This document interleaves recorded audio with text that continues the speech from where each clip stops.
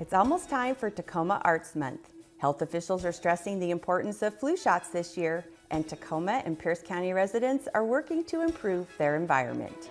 All this just ahead on Tacoma Report.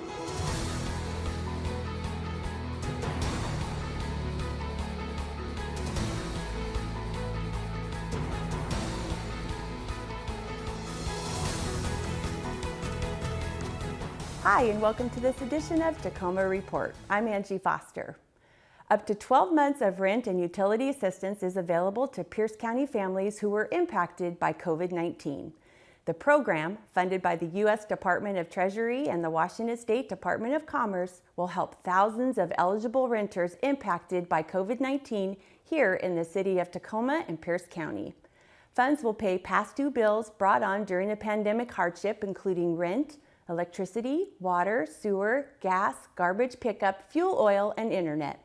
Tacoma Public Utilities says these dollars will benefit both families and landlords in our area. What landlords can do is they can begin the application process on behalf of the tenant. And what will happen is once the application gets handed off to one of our agencies in the community that are processing the applications, they will then reach out to the tenant, collect information from them, merge the two together, and then they'll be able to give the landlord the funds that they need to cover the back rental. The county is working to process applications.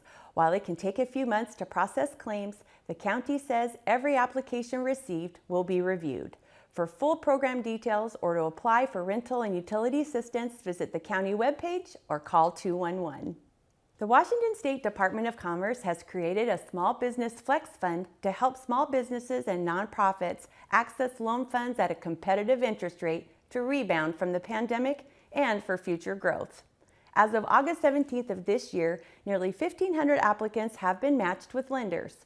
Want to learn more? Check out the Flex Fund website, available in 7 languages.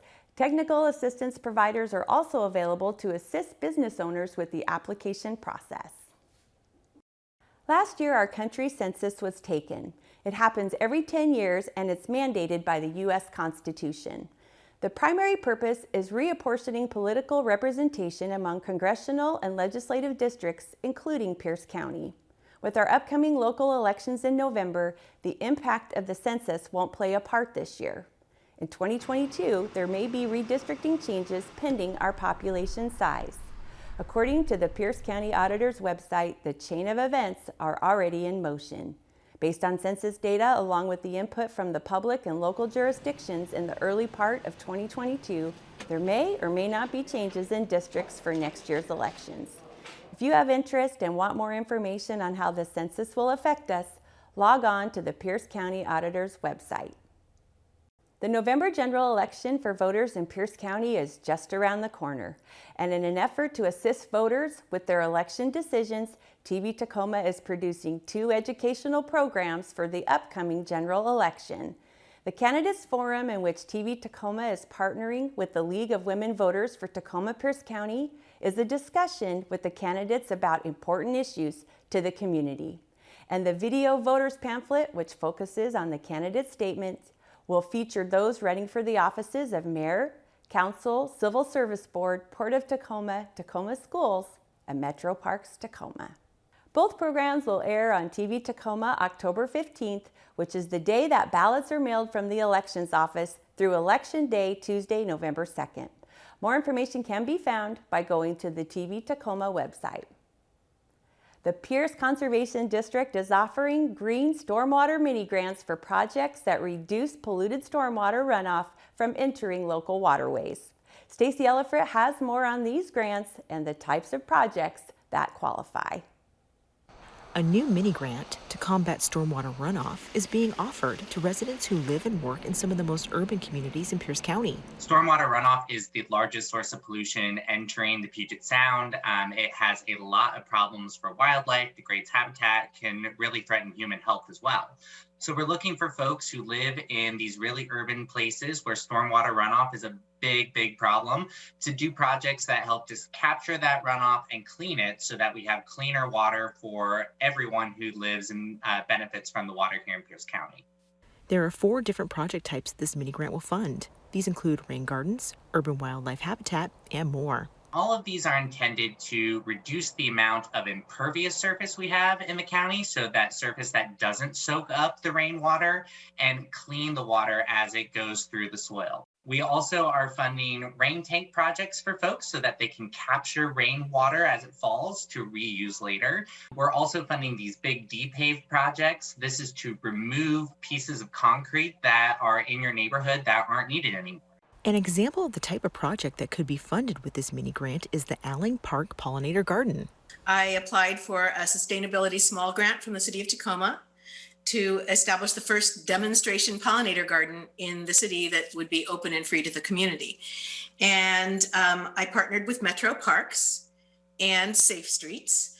I was very fortunate to come in contact with some wonderful vendors here, including Garden Sphere, who provided either discounted or free plant materials. And then we had our intrepid and dedicated core of volunteers who helped put the garden in. And even in spite of the pandemic, we managed to have our grand opening this last June. This garden was created to teach people about the value of habitat gardening and about avoiding the use of pesticides in order to protect local waterways. One of the purposes of this demonstration garden is to encourage people to learn about our 4,000 species of native bees in North America. We've discovered that our urban gardens and suburban gardens can provide really important habitat for countless native bee species. There are just a few principles about establishing a bee garden that I wanted to communicate with our Tacoma community. And that is just plants an abundance of floral resources that provide good source of pollen and nectar for our native bees, offer nest sites, and avoid the use of pesticides. Green Stormwater Mini Grants recipients are eligible to receive up to $4,000 for a water quality project on their property. Whether it be a rain garden, urban habitat, de-pave, or a rain tank, each project type plays an important role in protecting Puget Sound from pollution. For Tacoma Report, I'm Stacey Ellifrit. Those who are interested can get started today by requesting a free site visit from Pierce Conservation District staff to talk about project options. Applications for this current grant round are due October 29th, 2021. The Environmental Services Department is developing the city's first urban watershed management plan. This plan will help prioritize actions to protect streams, wetlands, lakes, and shoreline habitats from pollutants carried in stormwater. The community can get involved and learn more by attending an upcoming virtual workshop. The first is on Saturday, September 25th from 1 to 2:30 p.m. and the second is on Tuesday, September 28th from 5 to 6:30. Residents can also complete the online community survey to share what stormwater actions are important in their neighborhood. The survey is open now through Friday, October 15th. To find out more, visit the online open house website at tacomaurbanwatersheds.com. There's a lot of talk about getting a COVID vaccination and the potential booster shots in the near future. But health officials want to remind us that the flu season isn't far off and both kids and adults should get their flu shot when they become available this fall. We saw almost no flu last year because we were, masking and social distancing for COVID. So that also helped not have much of a flu season. But as we're getting back into, going out, kids going to school, we potentially could have a pretty big flu season. So we absolutely recommend getting flu vaccine. The flu vaccine is usually available end of September, early October. So we really like October, November are kind of the big times when we give the flu vaccine. And yes, it is absolutely okay to get a flu vaccine and a COVID vaccine, even at the same time. Or say you had your COVID vaccine a week before, you could still get your flu vaccine. So they don't interact. So it is okay to give other vaccines along with the COVID vaccine now. But yes, we definitely recommend everybody get their flu vaccine. And for children who get the vaccine from the state, we usually have good supplies in our office starting early October. More information on flu shots can be found on the Washington State Department of Health's website. Each October, Tacoma celebrates Tacoma Arts Month, 31 days dedicated to showing off the very best about our community. This year, Tacoma Arts Month is celebrating its 20th anniversary. The month is packed full of arts and culture programs, and there is something for everyone to enjoy. Music, dance and theater performances, visual art exhibits, literary readings, lectures, workshops, film screenings, and cultural events. Events are taking place virtually and in person. There is also a special 20th anniversary program that will air right here on TV Tacoma all throughout October. For more information on Tacoma Arts Month, visit tacomaartsmonth.org. Construction on the Hilltop Tacoma Link extension continues, but it's almost complete. Crews are currently installing curbs, gutters, and some sidewalk panels along the route. This project is also adding 5 new train cars to the existing Tacoma Link fleet. Testing of these new vehicles is expected to take place this fall. The Tacoma Link currently runs from the Tacoma Dome to the city's Theater District. The extension is adding 2.4 miles that will run from the Theater District through the Stadium and Hilltop districts before ending at St. Joseph's Medical Center. Sound Transit is expecting to open the extended service in the summer of 2022. And finally, the Tacoma Public Library wants to remind everyone that there are some exciting and fun events taking place both on-site and virtual. On September 21st, at the Moore Branch, kids will be able to make a duct tape pencil pouch to help stay organized during the school year. Also on the 21st, students in grades K through 5 can head to the Wheelock Branch to create bees crafts to help celebrate National Honey Month. That takes place from 4 to 5 p.m.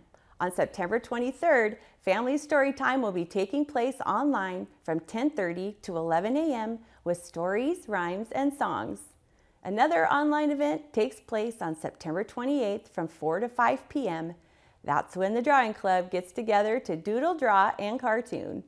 And on Wednesday, September 29th, students through the 8th grade can go to the Moore Branch and participate in Egg Carton Turtle Craft. Well, they'll learn to make their own herd of little turtles. More information about these and other things happening at the Tacoma Public Library can be found by going to their website.